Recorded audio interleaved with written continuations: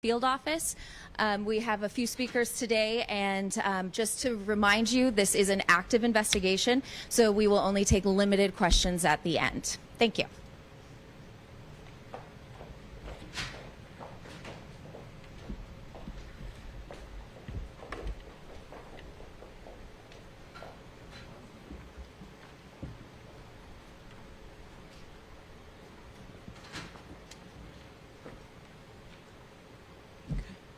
Good morning.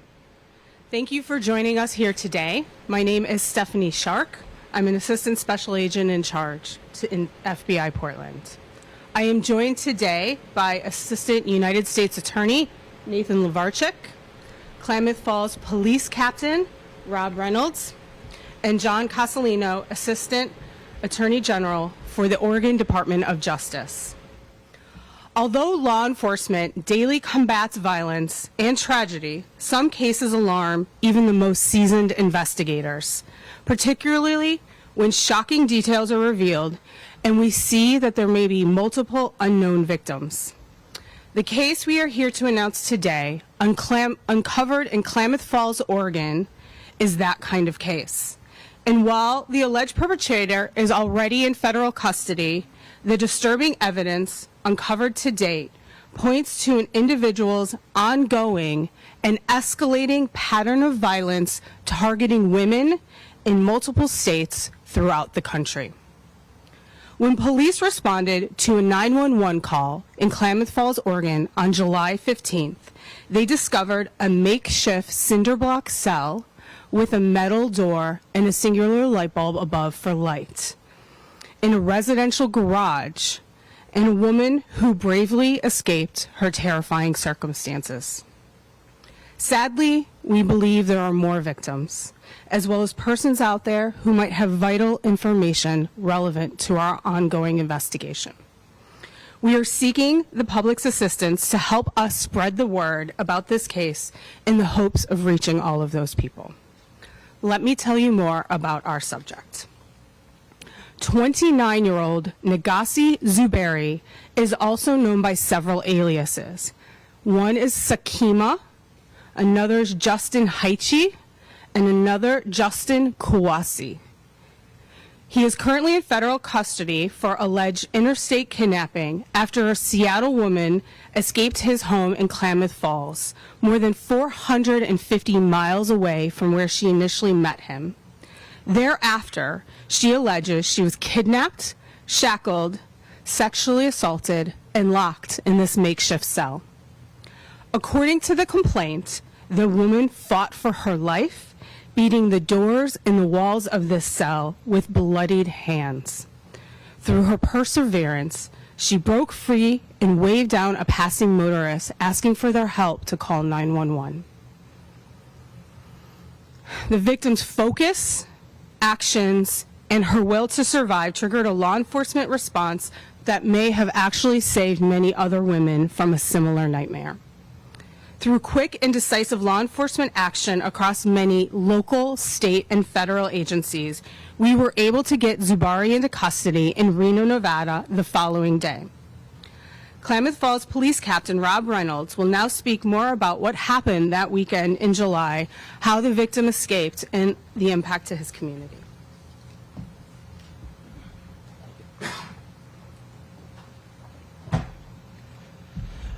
Good morning. Again, my name is Captain Rob Reynolds. I'm with the Klamath Falls Police Department. On the day in question, our investigators had made contact with the victim, and what happened was we learned that she was from Seattle, Washington, and that she had been abducted up there. The suspect had transported her down to Klamath Falls, Oregon, which is probably about a 7-hour drive from Seattle, give or take. And during that time, she was also sexually assaulted. Also during that time, she was taken to a residence in Klamath Falls, Oregon, where there was a makeshift cell, if you will, and he had actually locked her in there for a couple hours at least until she realized that she needed to get out of that residence because her life was in danger. And she took the substantial steps to force her way out of that cell, and then she ran out into public, flagged down the first vehicle she could find, and then she was taken to safety. Then 911 was called, and then when we responded to help her. We learned that what happened during that time, sorry, the planes. During that time, the officers learned that she had gone through quite a great ordeal. There's potential of additional victims out there. We're asking today for people to come forward that might have had contact with Mr. Zuberi during contact. Obviously, not just in our jurisdiction, but from all over the country, wherever he lived previously. We do know that it's an active investigation. We can't say too much, but what we like to say is that the victim, if she didn't do what she did, we wouldn't be here today, and Mrs. Zuberi would not be in custody. So I want to personally thank her for her bravery and what she did to get through that ordeal and get to where she needed to be today. We do want to also let you know that there are also victim services that the FBI is going to be providing on their website, and that information will be provided to you shortly, and that we want to make sure that any additional victims come forward, that those services are going to be provided to them and they're going to be taken care of. With that. Thank you, Captain.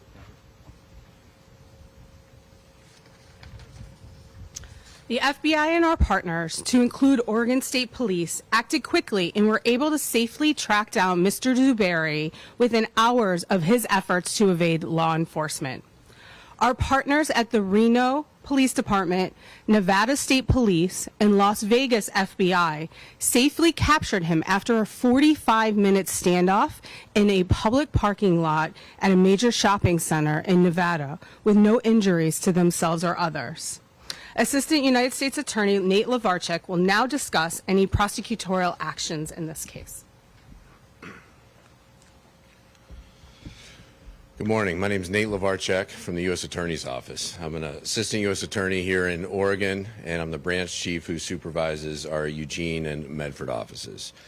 To add to what's already been said, on July 17th, we obtained a federal criminal complaint charging Mr. Zuberi with one count of interstate kidnapping.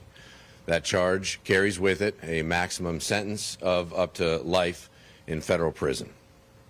The court recently unsealed that criminal complaint, which lays out the probable cause supporting the charge. I do want to note that that is a charge, and just that. It's an accusation of a crime, and Mr. Zuberi is presumed innocent until he's proven guilty. After law enforcement arrested him in Nevada, he appeared in federal court there in front of a judge on July 26th, and that judge in Reno ordered him detained pending his transfer to Oregon. The U.S. Marshals Service is now in the process of bringing him back to Oregon to face the kidnapping charge, and we anticipate that he'll appear in federal court in Medford, Oregon, in the coming weeks. At that hearing, our office will seek his continued detention and argue that he is a flight risk and a danger to the community. This is an ongoing investigation. I'm not able to offer any more than that, but what I do want to offer is my compliments and the collaboration and the efforts of our federal, state, and local partners, including FBI, the Klamath Falls Police Department, Klamath County District Attorney's Office, Oregon State Police, Reno Police Department, and the Washoe County, Nevada District Attorney's Office, who all moved quickly and in coordination with each other to apprehend Mr. Zuberi. So with that, I'll hand it back to FBI ASAC Stephanie Shark. Thank you. Thank you. Our investigation has continued vigorously over the past 2 weeks since Zuberi's arrest, extending into multiple states where he resided from August 2016 and to the present. Those states include Washington, Oregon, California, Nevada, Utah, Colorado, New York, New Jersey, Alabama, and Florida. To date, Zuberi has been linked to at least 4 sexual assaults in 4 other states. We believe there may be more victims. Victims may know Zuberi by the name Sakima, and it is believed he may have used several different methods to gain control of his victims, to include drugging their drinks and impersonating a law enforcement officer. Today, the FBI has launched a Seeking Victims website to help us identify potential victims. If you believe you or someone you know has been a victim of or has any information about Zuberi, please visit the website fbi.gov/Sakima victims or call 1-800-CALL-FBI. At this time, I would like to turn it over to my colleague from the Oregon Attorney General's office for a few comments. Good morning, everyone. My name is John Castellino, and I'm Assistant Attorney General with the Oregon Department of Justice. Currently, the Klamath County District Attorney's Office is being managed by Attorney General Ellen Rosenblum, and I am managing it on her behalf. I'm thankful for the swift action of our federal partners. I'm also thankful for the directed and precise action of law enforcement in Klamath County. And it's our hope in this press conference today that you can help us identify additional victims who may have suffered similar fates to the victim in the federal case. Thank you. Yeah.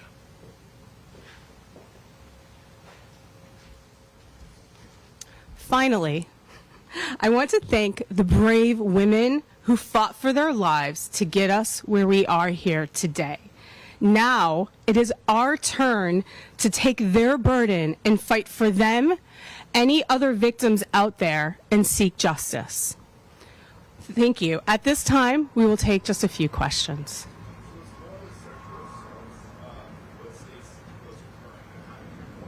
California, what states? Aside from the one that we're discussing here in Oregon, because those are active investigations, we're not going to name the states at the time. I'm sorry. The victim was held in the cell a few hours before she escaped. Speaking of that cell, obviously it appears it's not hidden. It's in this garage. So what role, if any, did his wife play in this? Was she aware of what was going on? Due to the ongoing nature of the investigation, we can't go into those details. We're still uncovering a lot of them. Nobody else is charged at this point, though? Not at this point, no. How is the victim doing? Have you heard anything about her condition? The victim is strong and courageous, and right now she is physically okay. And we are working with her through our Victim Services Department to make sure that she has whatever resources she needs to continue to be resilient. Have you already identified other victims at this time? Just the 4 that I mentioned, but we will not go into their names or locations right now. Have there been charges in those other 4 sex assaults? Not at this time. Who was the person that she flagged down when she managed to escape? We're not releasing that information right Can you talk now. about the injuries she sustained while trying to break out of this cell?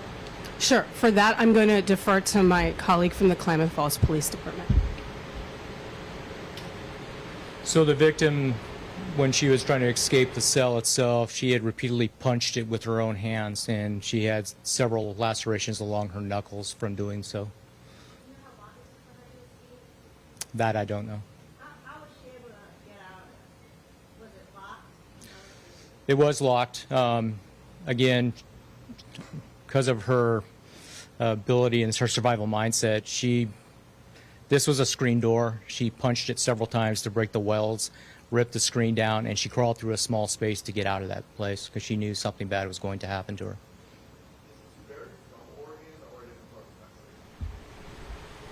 That I don't know, and I'd have to refer to my colleagues here. It is not believed he is from Oregon. He has only been in the state a few months at this time. Does he have a job? Does he do anything for work to make money? We're going to let you guys do your investigation into that. We're not going to release any of those details. Do you know if his wife or children were home at the time this woman was placed in the cell? I cannot rely. Do you have an estimate on how many other victims there might be? Unfortunately, we do not. And our concern is based off of the information that has been made public in the complaint and released, that there is escalation of violence and intent. And so we are concerned that if we work backwards, we're going to find, unfortunately, numerous victims, which is why we are actually seeking your guys' help to do that.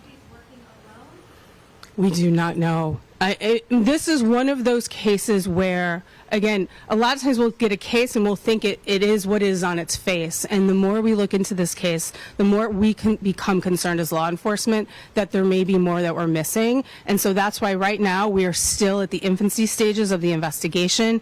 We can't answer a lot of questions, and we really want to seek the assistance from victims, because that's what's really important here, is making sure that anybody else who may have information to help us knows how to get in touch with us. So please pass along the website. Any indication that this suspect is tied to the other two women that were found dead in the Portland area have not been attached to the other serial killer that's in the investigation? Oh, at this time, there is absolutely no information to indicate any links between these matters. Where will he be tried? You mentioned Medford coming forward. I mean, at this time, his charges will be in Medford, but we'll have to see where this investigation goes. We're still in the very early stages, and we appreciate all of you guys taking time out of your day to come here and help us with this. Thank you so much.